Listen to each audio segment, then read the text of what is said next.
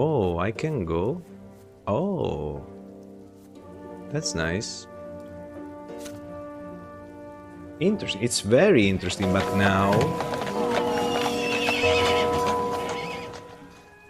it's too late. You missed everything, all our youth, our relationships with our father, with our mother,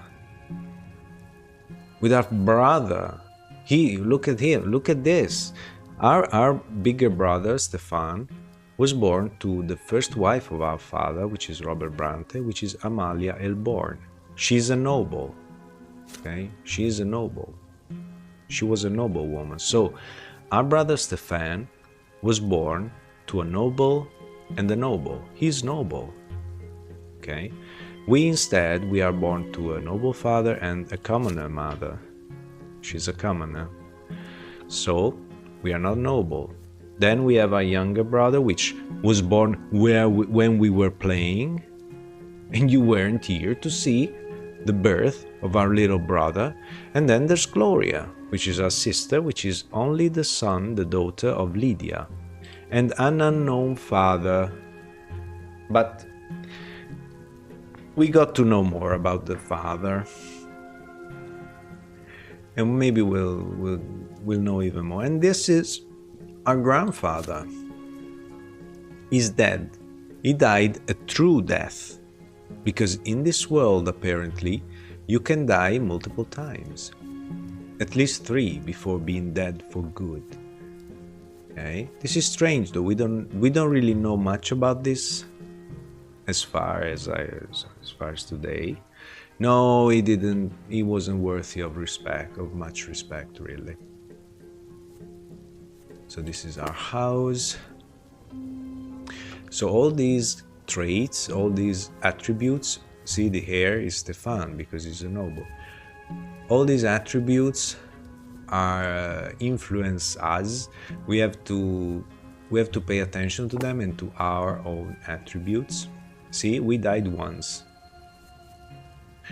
So there's died once, died twice, died thrice, and true death. So the 4th death is true death. You don't come back. As to speed, okay. Oh, Muramatsu. Look who's here. Look who's here. Muramatsu knows everything. Muramatsu is basically my younger brother. He's Nathan. So now we did our childhood and adolescence, and we kind of decided that we don't really like this system, this caste system, okay? So we joined the Lotless, which is a group led by Sophia, which is the girl we died for. Our first death, lesser death, we died to Sever. And now, years later, she's the leader of this group of the Lotless that want to abolish this lot system. We could choose many paths in our lives. We ended up here, and it's all Muramatsu's fault. Okay?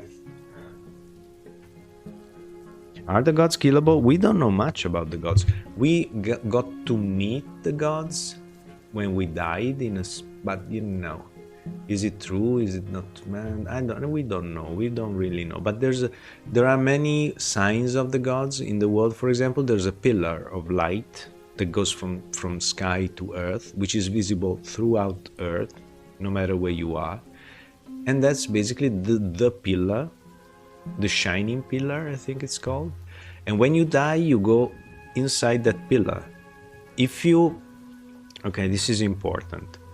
If you are born a commoner, which is the bottom lot, you are expected to suffer and to endure and to be patient. If you live a life of suffering and patience and endurement, you are going to the top of the pillar because you lived according to your lot. If instead you want to have more than you deserve by birth, by your lot, that's a bad life. You're going to the bottom of the pillar. Okay? So not only you are born in a lot, you are also expected to behave accordingly to the lot. Okay? So we kinda gave away the possibility to become nobles. So in a way, we are living by our lot because we were born commoners. But you know, there's social mobility, so you can be born a commoner and become a noble, but that's different from being born a noble. Okay, there's also that shade. It's a caste system, yes, it is. But you can become noble, at least temporarily, for your own life. Okay. Okay, so we joined the Lotless due to Muramatsu's choices.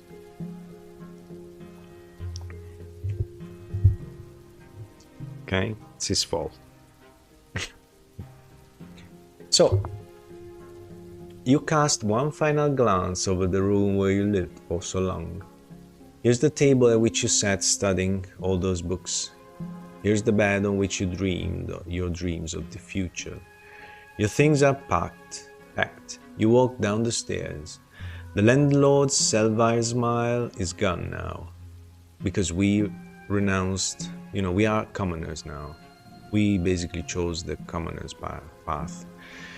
The unspent remainder of the funds allocated for your accommodations drop onto the counter from his reluctant hand, and then he turns away. Okay? So our father basically disowned us. We are the shame of our family. We will never be noble, so he cut ties and money with us. So now, the landlord's servile smile is gone. We are not rich anymore. We are not the sons of a rich guy anymore. You have no lot now. You are free even from the knowledge of your tomorrow. You have cast away your destiny. But for what? This remains to be seen. It has been a very violent game, a very punch in the stomach game. The Brante family will support you no longer, but you have to find a place, I guess, to stay in the capital so you can aid the Lotless, and so you seek Sofia. This is a Russian game, I think, so there are some mistakes in English here and there. I'm afraid I can't offer you a noble estate, but we found the basement. Oh, we already saw this though. So yeah, thanks to the Lotless, we have now a place where to stay. Yes. This is our room, we saw this. Yes.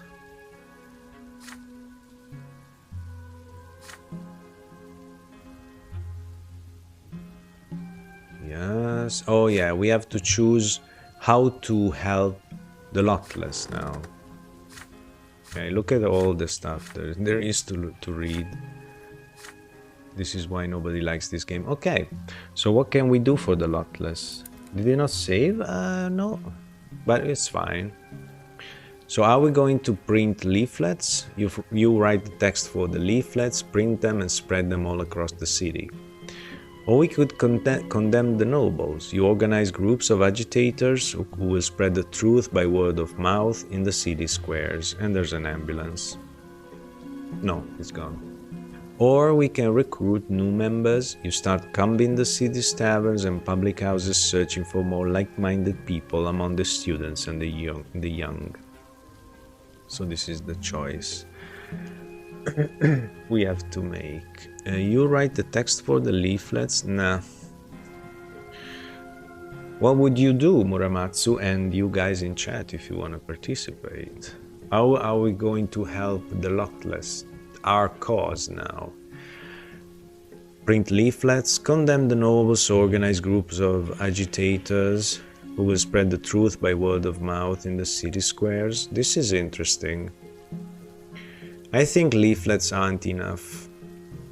Condemn the nobles and recruit new members, they are interesting. I can't answer, I remember what we chose last time. Oh, we already choose? Recruit new members. Yeah. What did we choose, if you remember, Muramatsu, then? I thought we stopped here.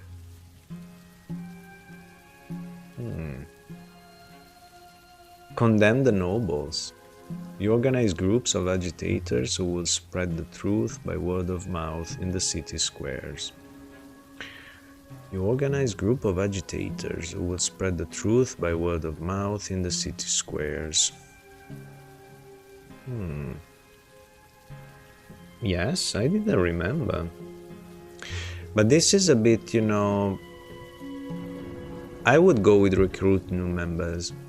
Because this is a bit, I don't know, you throw something in the water.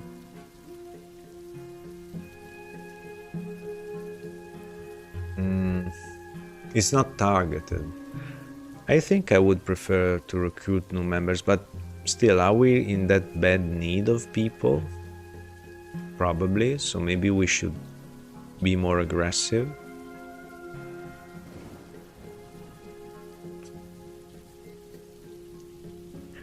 See, we can print leaflets because I'm so good at manipulating people. I'm 12. So maybe this would be very effective, but yeah. Well, let's condemn the nobles then. Maybe if we really... You gather the students you rescued a few days ago and ask them a question. Are they ready to tell people the truth about what happened? They cheer to that. Of course. Everyone should know about the injustice perpetrated by the nobles and what Archduke Monroe said, and those who experienced it firsthand at the college should be the ones to spread the word. You discuss the details of the plan together. Right now, all you have to do is open their eyes, convince them that this has to stop, get them ready. There's no need to identify ourselves as the Luckless just yet. That would only cause doubt and suspicion. You have to do this step by step. And step 1 is to make the commoners of Eterna realize Eterna is the capital of the empire, which is kind of modeled on the Holy Roman Empire. But this is basically the French Revolution that's happening. And step 1 is to make the commoners of Eterna realize how the nobles and Archnians, the Archnians, they seem to be an alien race. They are not humans, and they are those who rule this empire. This is the blessed Archnian Empire. But the Archnians are not human, and they have blue skin.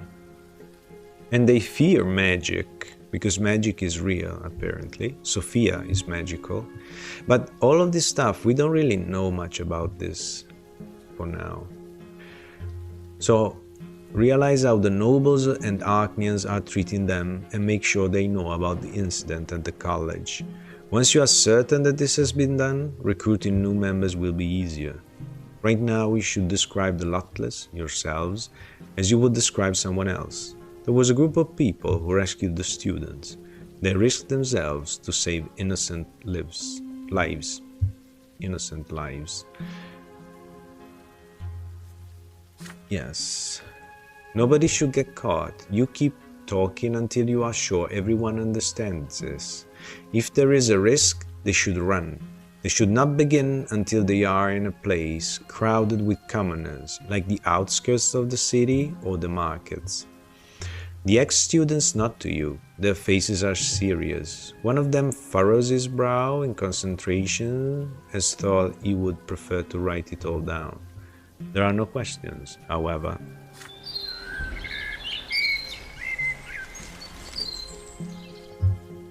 You spread out across the streets of Eterna early next morning in groups of 3. The plan is simple. 2 of the members of each group will find a place in a market where they can be heard by merchants and passers-by. Then start loudly discussing the college incident. Once they have attracted enough gawkers, one of them will get up onto a platform of some kind and loudly tell everyone about the incident. The 3rd member will keep watch away in case the gendarmes come. The gendarmes. You meet back in the evening and share the day's results. 3 of you had to run away from gendarmes, but the others were more successful. One young man even got a few free drinks at the tavern, and his friend has had to help him back. You agree to continue the next day. This is Sophia, the leader. 3 days of speeches is enough to fill the streets of Eterna with rumors. Soon you start hearing people talking. The nobles have done it this time. We better do something. It's time for a change. The next time you meet Sophia, she rewards you with reserved praise. Well done, Brante. I expected nothing less from you. I'm glad to have you among us. There you go. Scheming +1. I'm a dangerous one. Mom, I'm a dangerous one. Your talent for inciting riots, organizing ambushes, and plotting murders, assaults, and sabotage. I can't stand it. I know you planned it. It determines the success of your criminal undertakings. Most important to the conspirator, we are conspirator, I guess. Eloquence +1, I'm a clear speech. I'm almost a silver tongue. Look at that. And willpower. Man, life is so exhausting. We are at 0 now. We are almost exhausted again. Yeah, we shouldn't do all of this. We are 18 now. Another page of our story gets written. We are, the main story is that we are writing our memories. So this is the book we are writing. And by remembering our experience, lurkers mode, yeah, I wouldn't expect nothing less from you, Gabrielle. That's just your mode, really. Yeah, Muramatsu. So by recalling our life, we live it, basically. That's the excuse of the game. The trial of the 50. You have lived another year in the capital. Eterna has been shaken by what is now known as the trial of the 50. 50 people stand trial at once, all prominent members of several political circles. They are accused of treason and conspiracy against the crown. The accused spoke in favor of reducing the power of the nobles and granting more rights to the common estate. There was no mention of rebellion, yet those words alone were enough to indict them. Every session of the trial is open to the public. It's a show of power made to discourage people from forming such circles ever again. You attend one of these sessions. The 50 face their verdict. Forced labor in the mines of Magra and Deliria for regular members, and true death for their leaders, 6 men and 1 woman. Their public execution takes place in the center square of Eterna. You remember the woman. Her name was Annie Sirin. She made a speech before her execution. A young woman, not too tall, her face almost plain, with long bangs over her eyes. She looks calm even at this moment. You cannot believe she's about to leave this world forever. Annie Sirin takes a look around before she speaks. Her voice is quiet, but you are close enough to hear every single word. She says she's happy to give her lives fighting for the rights of the people. Her cause will never die, Annie claims. Others like her will continue their work in hiding, for their cause is right and just. She's dragged away to the others. They put a sack over her head and tighten a noose around her neck. A hand yanks on the lever, and the 7 dangle in the air. Their feet tremble at first, then grow still.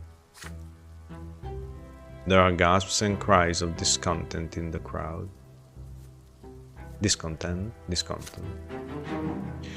Okay, this is the situation of the empire, I guess. Okay, this is the province of Magra. This is a -1, it's -2, struggle for power. Order is +1. Discontent. Okay.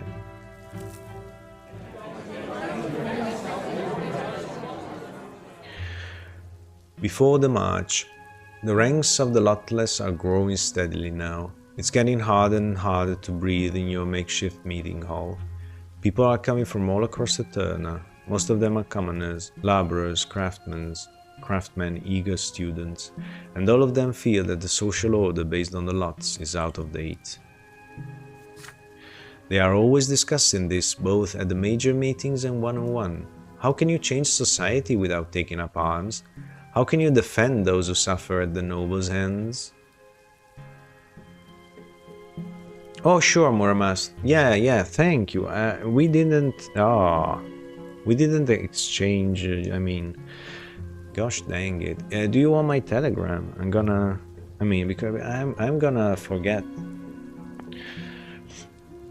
Yes, thank you, Muramatsu. You write several articles for a newspaper that is sympathetic to your cause. You cover the pages of the Imperial Sunrise with your freedom-loving ideas, but before your words reach the printed page, you let Sophia read them. I like your articles, they really sting. They burn with genuine fervor and true audacity. And most importantly, you've been calling for action more and more. Our cause is just, and I know it well, but your words light a fire in men's hearts. They bring hope for change. I'd never be able to do this without you, Brante. Thank you. I died for you. Are you kidding me? I was 8. It's time for another meeting of the Lotless. Sophia calms the crowd before she begins, and try to send me maybe a test message. Sophia calms the crowd before she begins. My friends, it's time for us to act. We are strong, we are united, we are many. Our cause is just. Yeah, you repeat that your cause is just a bit too often. Her words are met with cries of support, and your voice joins them. Sophia smiles, but there's still a hard, controlled edge in her eyes.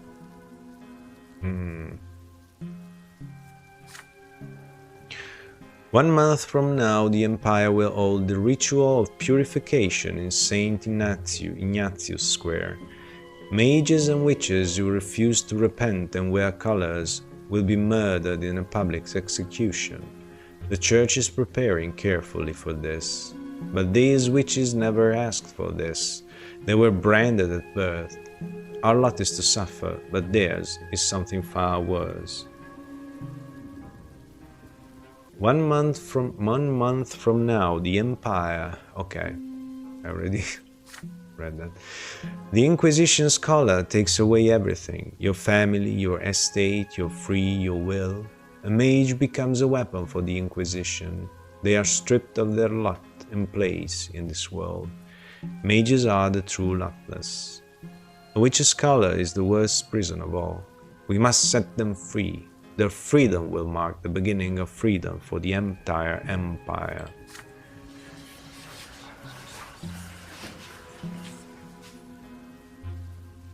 The cries of approval die down, replaced by a growing mumble of confusion. Nobody in the room wants to openly defy the Inquisition. Oof. Sophia raises her hand, her eyes glinting in the reflected golden candlelight. The room falls silent.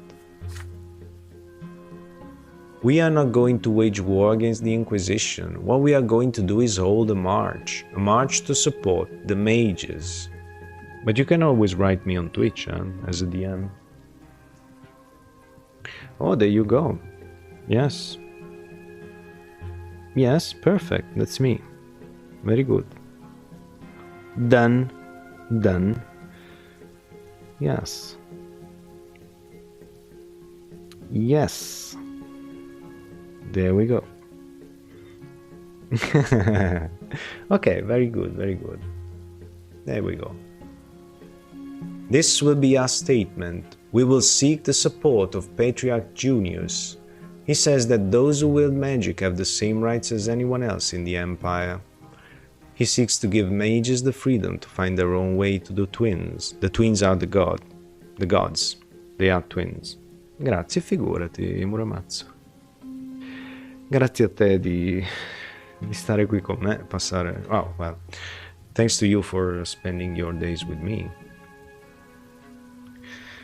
We are going to show the patriarch that we have heard these words and are ready to openly heed his call.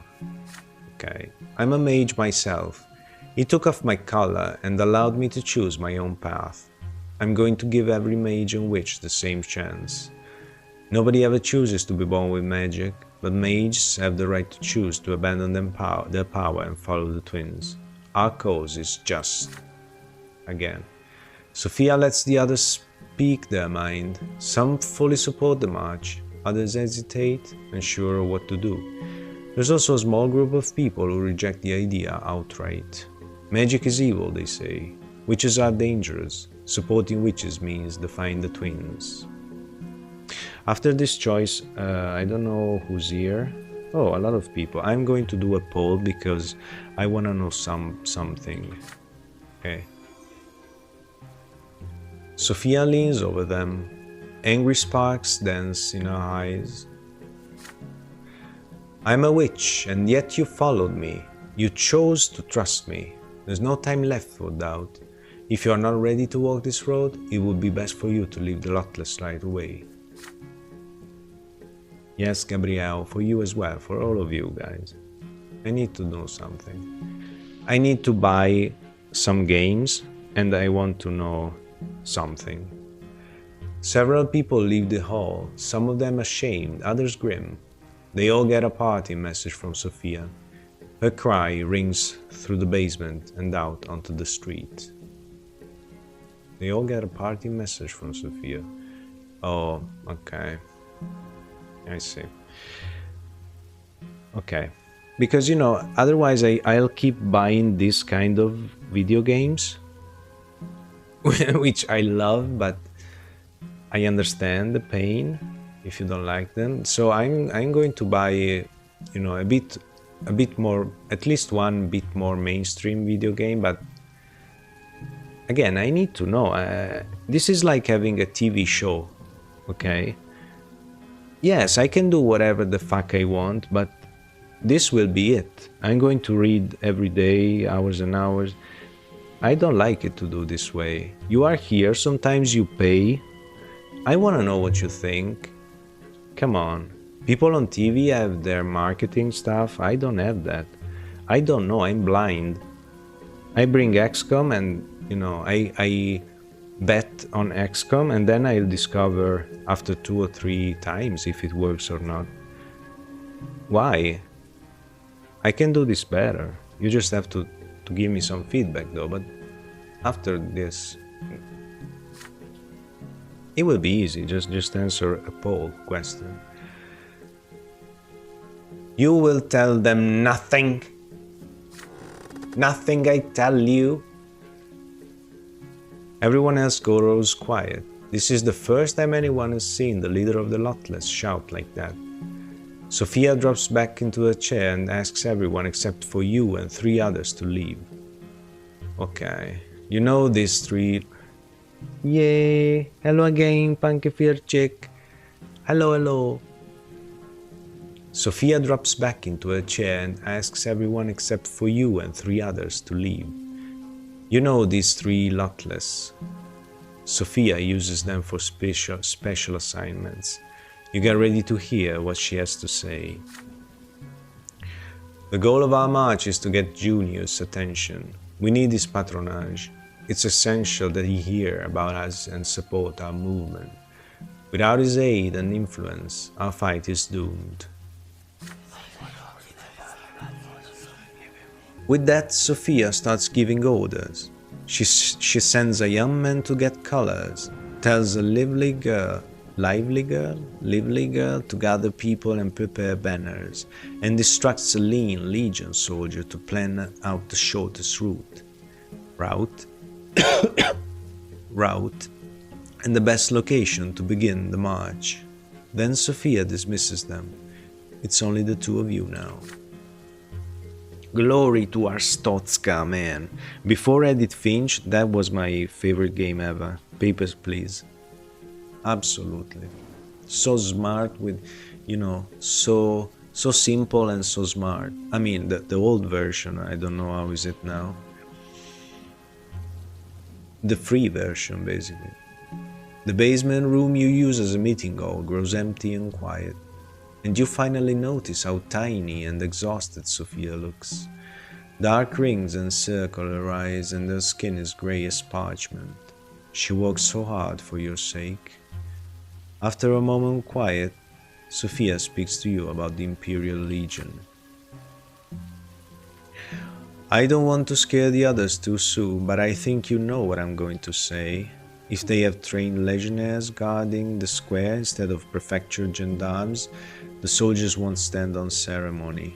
Some people might die during this march. You spend half the night planning escape routes in case... You spend half the night planning escape routes in case you have to run for your lives.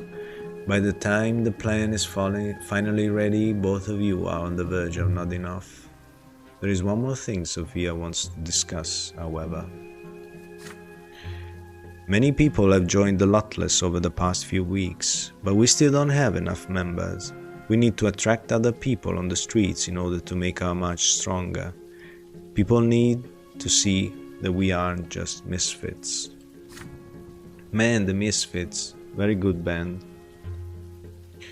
Sophia has 2 ideas for attracting more people to the march, but you only have enough time to implement one of them. There we go again. You could call upon the commoners or support the doctrine of Patriarch Photius to join the march. Plenty of people in Eterna had to suffer at the hands of the Inquisition back when the new faith first emerged. Those who rejected the lots were treated like heretics and punished accordingly. Alternatively, you could seek support from the clergy and the nobles. Even among them, many have relatives and friends who have suffered at the hands of the Inquisition. Oh, this is a very juicy... Oh, Muramatsu, Slith, Gabrielle, whoever wants to participate. This is a very juicy choice. We'll see after reading all of this, huh? Sophia looks up from her papers. The circles around her eyes are even darker now. She's barely reacting to the world around her. She's but a shadow of the confident young leader of the Lotless you saw speak at the meeting. She lights her pipe and throws herself back into her chair, her eyes half-lidded and looking utterly exhausted. It seems this decision is yours. So we can mobilize the commoners. You agree to mobilize the lowborn estate for the march. We can mobilize the nobles and the clergy. You decide to mobilize nobles and priests who have suffered at the hands of the Inquisition. This is very interesting. You show Sophia your support, you put work aside in order to help Sophia regain her strength. Who cares about Sophia? I died for her. No.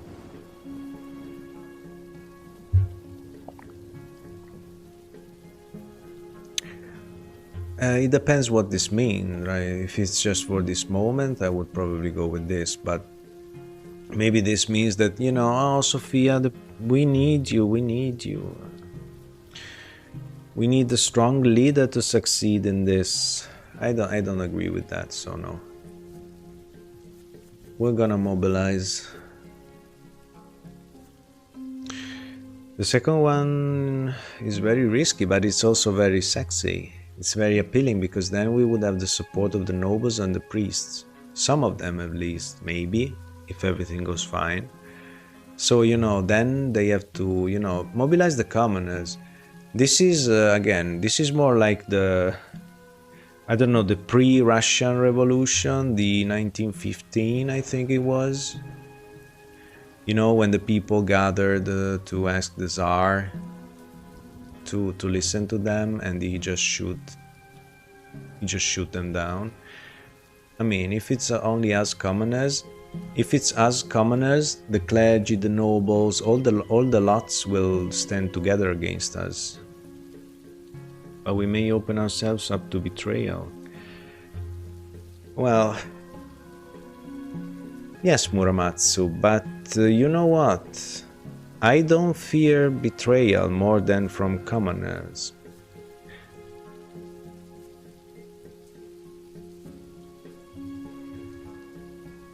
Well, I get you would mobilize the commoners.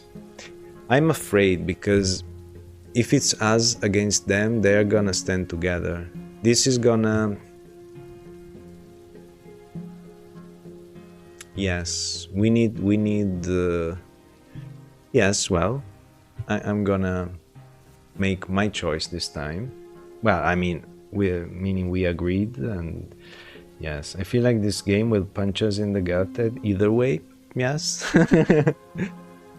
But again, the principle is that I think that we need friends inside the system. Otherwise, it's us against them, and the system will, you know, how do you say in English? Tied up the ranks, you know, stand united together. That would join them, make them bond even more if it's them against us. It needs to be a social issue, not our issue against theirs. So I'm gonna make my choice, which is mobilize the nobles and the clergy. It could very well fail horribly.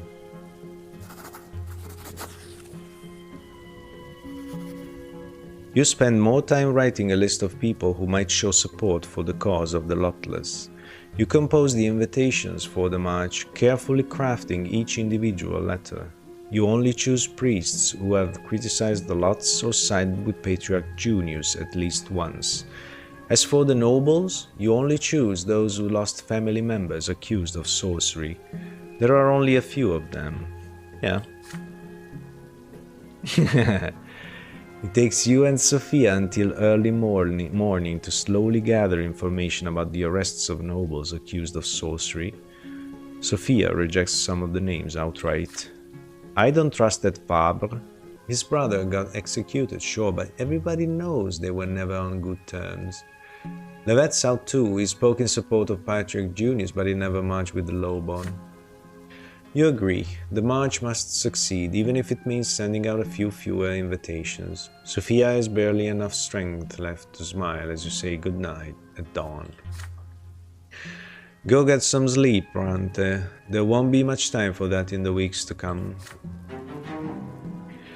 You watch her walk away in the morning light, amazed at how strong she is. A few years ago, she was just an ordinary girl next door. Yeah, and we died for her. So, diplomacy +1, I'm unknown still, but about being known, I'm about being known. Theology is +1. 11, I'm a follower. Really? Okay. Fine. I'm really curious to know who voted for the sportsman. Must be Slith. Yeah. Muramatsu voted the contraband police for sure. The Feast of the Hare. The capital is preparing for a great celebration, the coming of age of Gerian Tempest, the heir to the throne. Ribbons and flags flutter in the wind, the streets are scrubbed clean, and the scent of flowers fills the air. You too set some time aside to join the celebration. It's not often that you can see the ruling family of the Empire firsthand. Yes, the Tempest are the ruling family of the Empire, and they are Archnians, right? Which seem not to be humans again. The celebration day comes and the Turner is abuzz. A festive procession starts on the streets. Students from the college and cadets from the military academy march in front, lined up in columns, and other citizens follow suit. You join the parade around the tail of the procession. Before long, it reaches the square in front of the Emperor's palace. The ruling dynasty of Tempests observes the parade from the palace balcony. They are joined by the Empire's highest dignitaries and province overseers. For the first time in your life, you see Emperor Other II with your own eyes, there, high up above. The columns of college students and academy cadets come to a halt at the balcony and salute the Emperor with their mottos. The Emperor raises his hand in a gesture of benevolent greeting. Then his voice echoes across the square. You can hear him easily, even from so far away. Other Tempest II. There you go. I accept your gratitude, my loyal subjects. Take pride as you wield your knowledge and valor in service to the Empire. All who are worthy will be ennobled by the mantle, by my grace." The nobles-to-be cheered the Emperor's words, but then Archduke Monroe steps onto the balcony, and their jubilation gives way to murmurs of discontent. Everyone here remembers all too well how the ruler of Omonia tried to shut down the college by force. Oh. Still, the Archduke is the de facto leader of the Archnian gentry. He is a force to be reckoned with, even for the Emperor.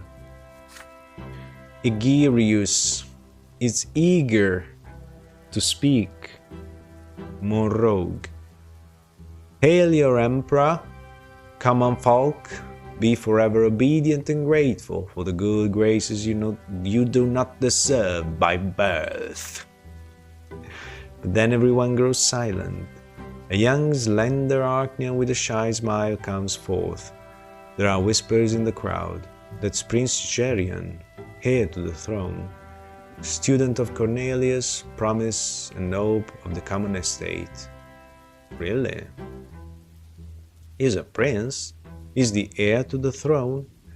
Oh, this is Franz Ferdinand, isn't it? Kinda. To the left of Gerion is his younger brother Flavius. He's baffled at the sight of the parade below, too young to process what he's seeing. Wait.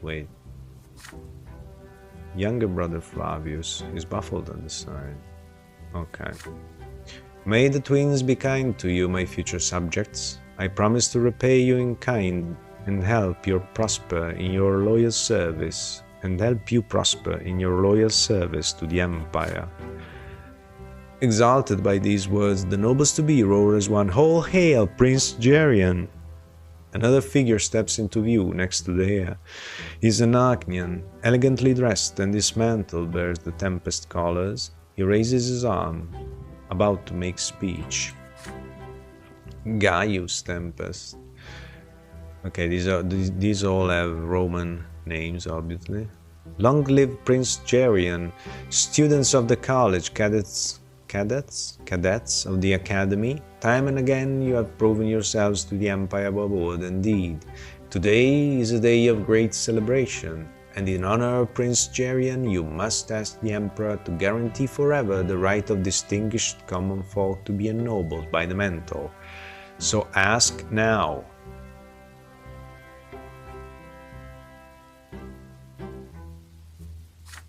Oh, they have to ask the right, I see. The cadets and students freeze in hesitation. They exchange glances, unsure whether to follow the words of the Emperor's own brother. On the balcony high above, Prince Gerion also remains still, listening to every reaction from the crowd. Archduke Monroe briskly steps into view once more. He takes several seconds to observe the crowd before he speaks. Egerius. Is Egerius.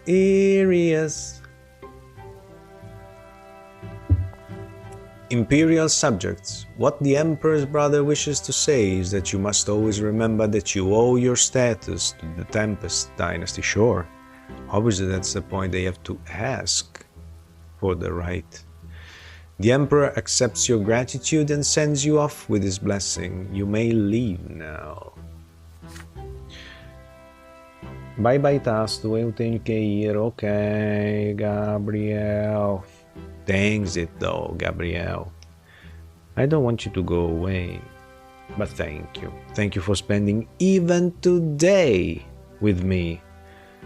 And remember, from now on, there could always be an evening stream from me part, which means afternoon for you, basically. So, who knows? Yesterday, there was. Today, who knows? Tomorrow, who knows? In a week, who knows? In a month, I don't know. Thank you, Gabriel, really. Have a nice day, have a nice rest of the day.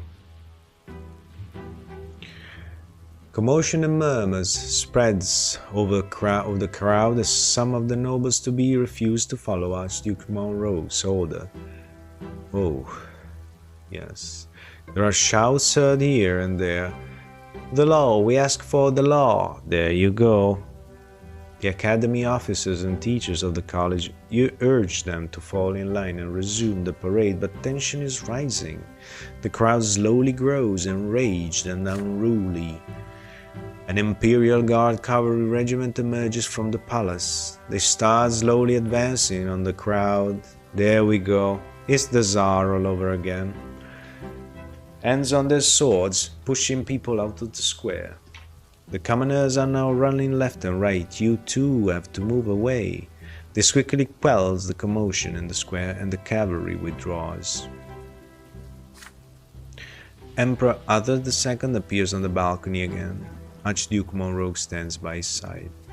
The square falls silent at the sight of the sovereign. My subjects, I can see how overjoyed you are for Prince Jerian, but your show of reverence and gratitude was clear enough. Now obey my will, continue the parade and sing the praises of the Tempest dynasty that has given you so much. Okay, Muramatsu? Are we clear on that? The square obediently lines up in columns once again. The bout of defiance is in the past now, and they resume the festive parade through the city streets. See how commoners are? We need nobles. We need priests. Maybe.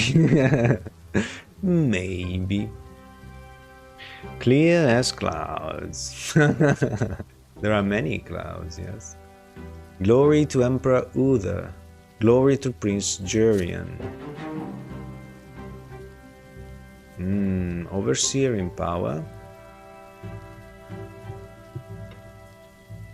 Oh, this is -3. Overseer in power. Okay. Look at that. Commoners in power, reign of terror. This is the French Revolution. Letters from home. There are days when you receive letters from home. Father's writing is very reserved. He mostly discusses events and work in Magra and writes very little about the family.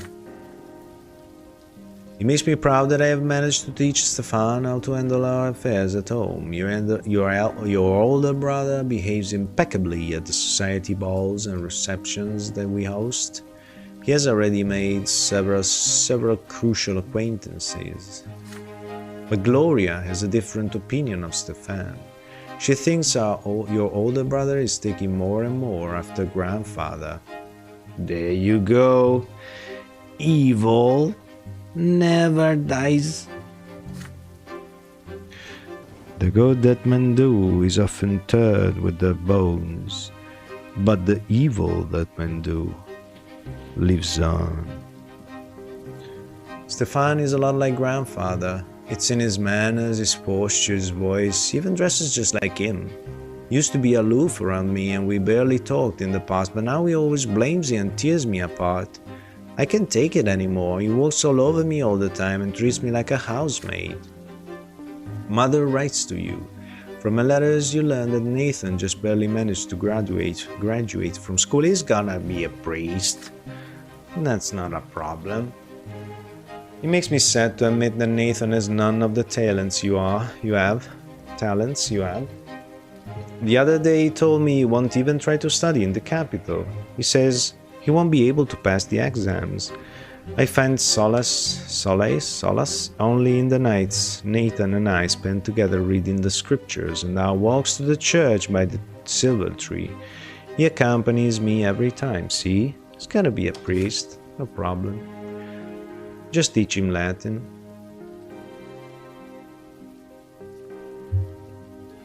Your sister and younger brother write about mother too, and they say the same thing about her health. She now spends more time locked away in her chambers to brood.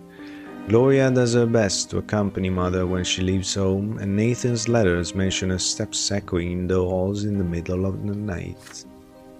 There is one more thing Nathan mentions in his letters. Stefan and Gloria have been fighting very often these days. Stefan always tries to get under Gloria's skin, and she answers him in kind. Then Stefan calls her lowly commoner to make her shut up. You always tremble in excitement each time you see a new letter with the seal of your own province. Your fate is still bound tightly to your families, no matter the distance between you. See? Stefan -3 distaste. Are you sad, Muramatsu? The reincarnation of your grandpa hates you. Well, our grandpa. Oh, Gloria -1? Why? There you go. She's a woman. Nathan -1. What the heck? Well, maybe because we are distant, so... Meh. Meh. Okay. There we go. This will be the last one. March of the Colors. It's the big day. This is the morning you have all been preparing for. One of the houses in downtown Eterna is packed with a crowd of people. Everybody puts collars on their necks. They are not enough for everyone, so the rest of them cover their necks with scarves and belts and anything else that looks dark against the skin. There are so many faces, even faces you have never seen before. People of all estates have come here today. There we go. You flow out onto the street. People keep coming to join the crowd even as you start walking. There are shouts in the crowd now. Our cause is just. These words fill you with confidence, help you remain composed. Everyone is smiling. You march in the front row. The feeling is indescribable. Change is coming.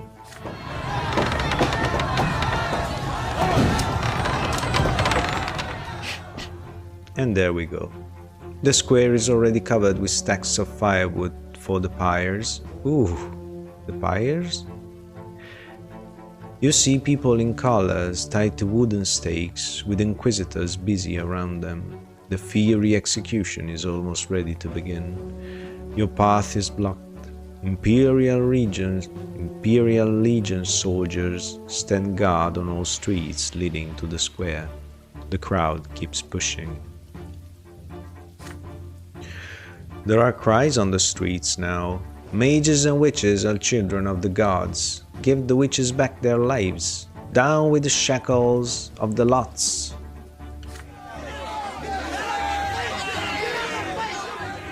The cries of the lotless fill St. Ignatius Square. A legionnaire yells over the mob and orders you to stand aside before they draw their swords. And then you hear a scream right next to you. This is Sophia, the leader. We got them outnumbered. We're going through them. Her voice rings in your head and fills you with fury and faith in victory, and you run straight at the legionnaire's sharp sword. But suddenly a hand catches you and pulls you back.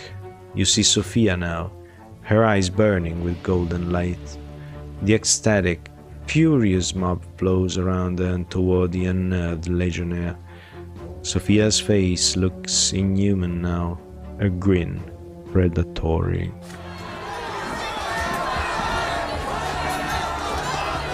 The legionnaire swings his sword at the maddened mob, but he's quickly knocked off his feet. His fellow soldiers guarding the square lock their shields together and draw their swords. There is a look of bewilderment in the inquisitor's eyes. It seems none of them expected such frenzy. Sophia leads the attack. Set the sufferers free. Junius is on our side. The twins are our shields. Any idea of a peaceful march is now thrown to the wind. Sophia is about to send the Lotless against the lines of legionnaires. Only seconds, moments are left until they strike. You have to be there, in the front lines. Or will you try to stop her and avoid further bloodshed? There's still time, Muramatsu. Or will you execute the plan yourself and free the captives from the funeral pyres on your own? Wow. There's still time, indeed. There's still time. You repeat Sophia's cry and set her plan into motion. I think she's also using magic, so I don't really know how much choice do I have. Hold Sophia back. You do your best to prevent this senseless loss of life. I mean, senseless? No, I mean... Free the captive mages on your own, your soul to rescue the mages on your own. I'm gonna die. Is it even possible? Well, scheming, okay. Scheming is the condition that unlocks this, so it's about a plan, it's not me going, okay. Hold Sophia back is relations, she's trusting, so maybe she'll listen to me. Or we begin the assault. Wow. This is gonna be big. We could even die. We are risking our second lesser death. Or maybe a big true death. Why not?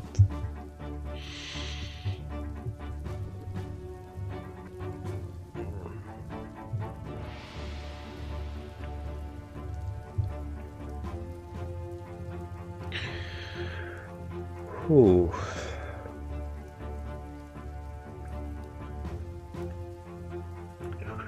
Muramatsu, I think I need your help. Tell me something. What are you thinking? You don't know? Give me some rationale, if you have any.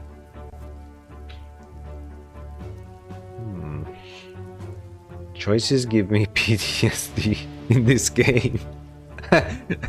That's why we have to do them together, man.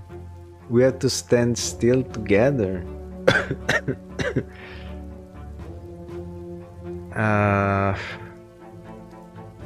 I mean, the point isn't really to free the captive mages, right?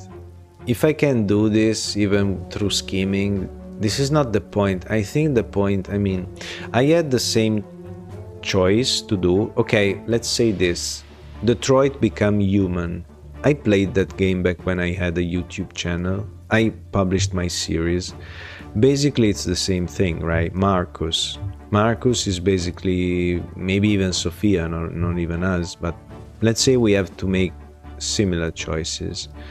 Back when I was Marcus in the game, I reasoned like the leader of a revolutionary movement. It's not about the goals, it's about the news, the media. So I sacrificed people. Some androids had to die because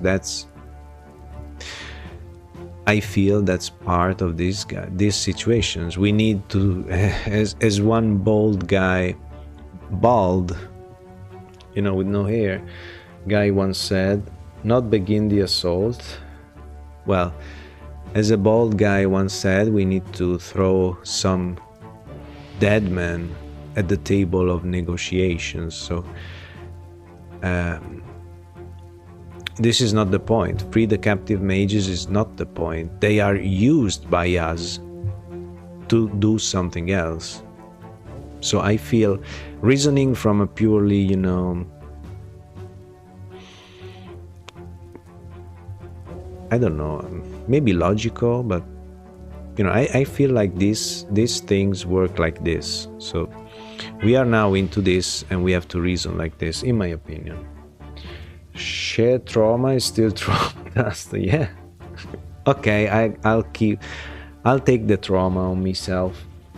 Not begin the assault, why, Slith, for example?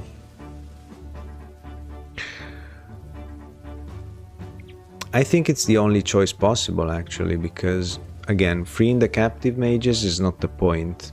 The point is to make a point. Hold Sophia back. No.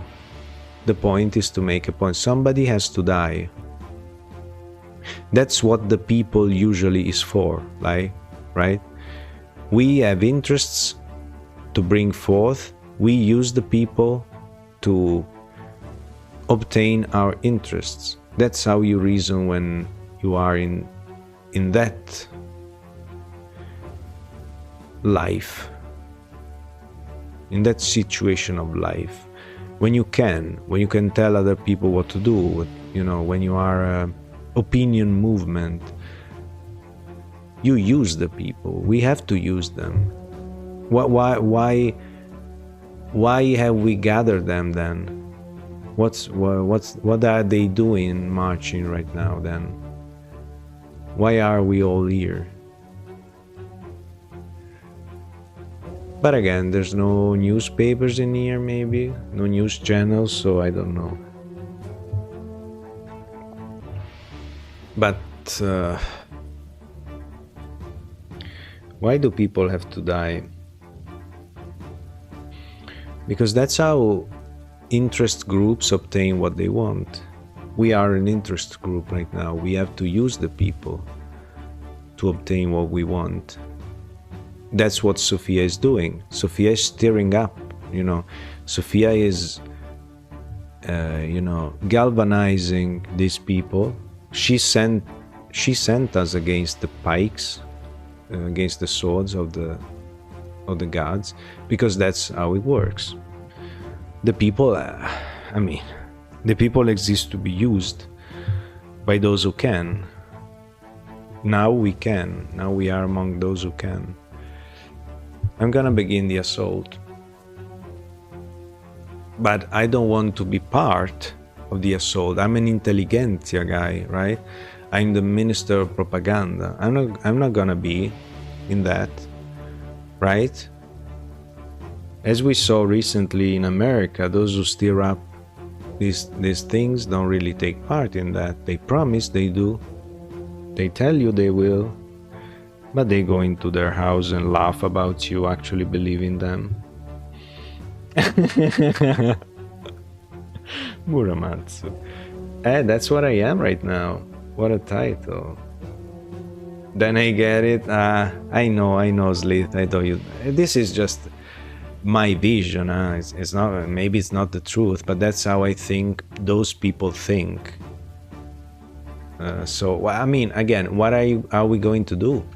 Are we going to free the captive mages? Okay, they're gonna capture others if things don't change. And this is our march to change stuff. So it's not about the captive mages. No, this is out of the question. Are we going to hold Sophia back? Why? What are we going to do? What are we here for? Are we gonna ask the emperor to give us our rights? That's not how it works, right? You take what you think you deserve. The emperor is not gonna give you. So I feel like begin the assault is the only option, really. I'm not gonna hold Sophia back. No. The senseless loss of life is a consequence of the senseless social orders people impose on other people. Without those, there wouldn't be senseless loss of life. It wouldn't work to hold them. I don't know though. She's trusting. Maybe not entirely. I don't know. This is interesting. This is an interesting choice. We could probably make this less worse than it will be. Muramatsu, take my hand. We are going in.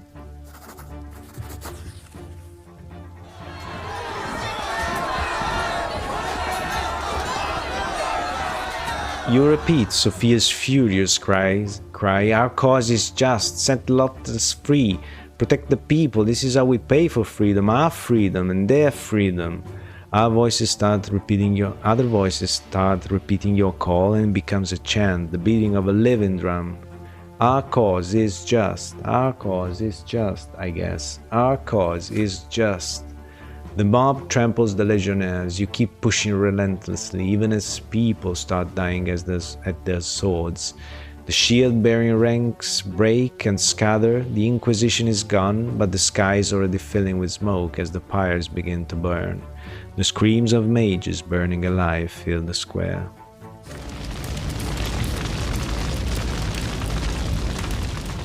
People are trying to snuff one of the fires with their own clothes, but it's too late. A woman with golden hair chokes on the smoke before you can save her. You see several people freeing another mage from a burning stake. Horrible burns cover his legs. The square starts smelling of hot fat and seared meat.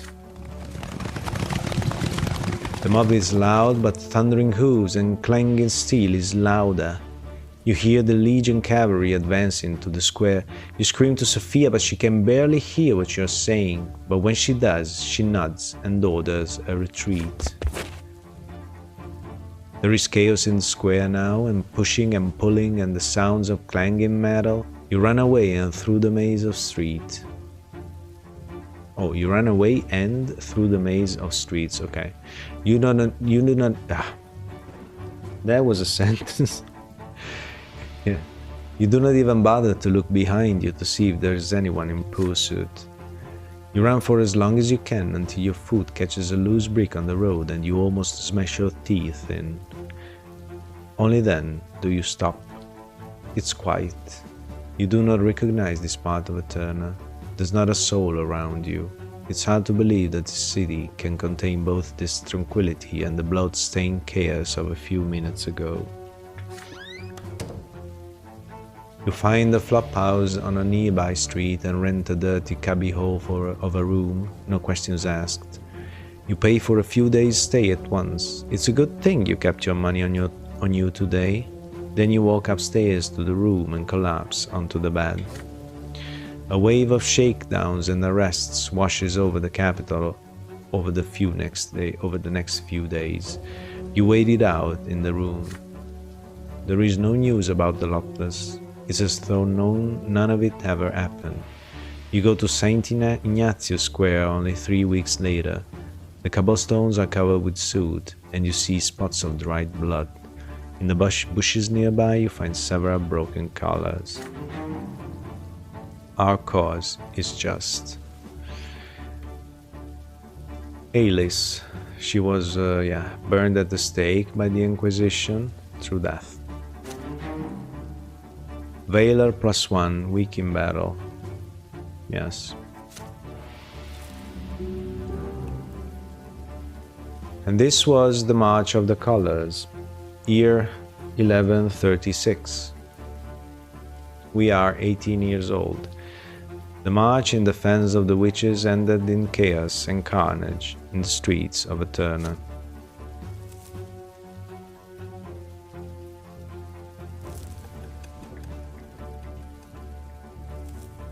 It wasn't as effective as I hoped, sure. I'm not sure the other option would have made it more effective. I made my choice. That's life.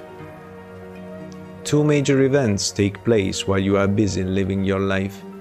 Firstly, Cornelius Tempest is no longer the great chancellor of the Empire. He has been ousted and sent back to his province. Oh. His replacement is the Archduke of Monia, Egerius Monrogue, the same Monrogue who sought to shut down the college. The most powerful lord in the realm finally convinced the Emperor that his brother Cornelius was giving too much freedom to the Lobo, and there we go. Now the policies of the Empire will be reversed. Many fear that the new Great Chancellor will destroy the imperial code of laws and other achievements of Cornelius.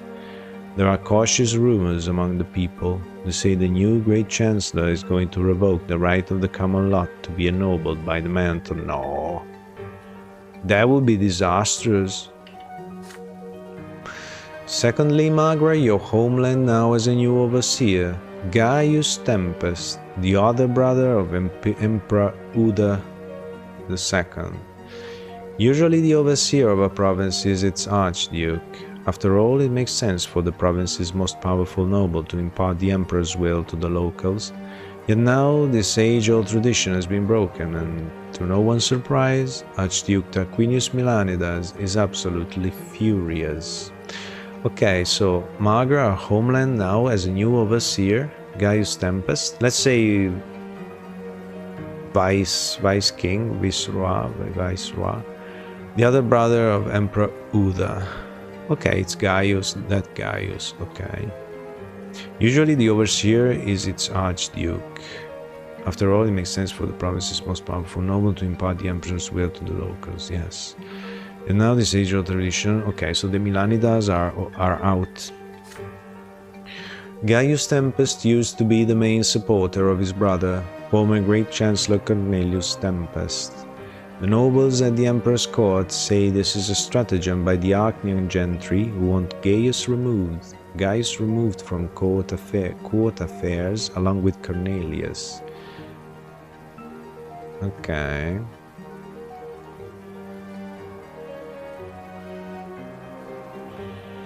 Either way, Gaius Tempest and Tarquinius Milanidas will be at each other's throats of the province. This does not bode well for the future.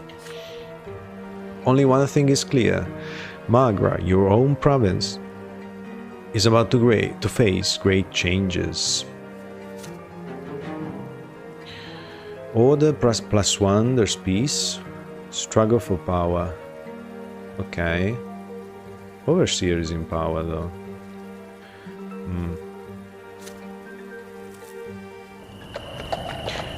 Okay. We're going to stop here. Oi, oi, oi. Oh, my back. I can't. There we go. Man. Another...